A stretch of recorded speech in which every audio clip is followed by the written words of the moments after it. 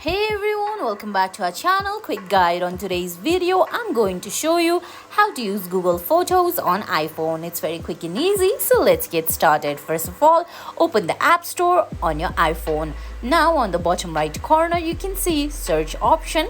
There on the top of your screen you'll find search bar. There type in Google Photos. Once you do that, select the Google Photos Backup and Edit app. Now download the app, then go ahead and go to settings. You're gonna find the Google Photos option once you scroll down on your screen.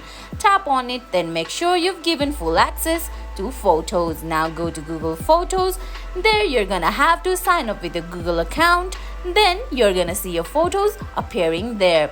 And guys, that's it. That's how you use Google Photos on iPhone. I hope you found this video helpful. If you did, please give it a thumbs up, leave a comment, subscribe to our channel and hit that bell icon. See you in the next video. Thanks for watching.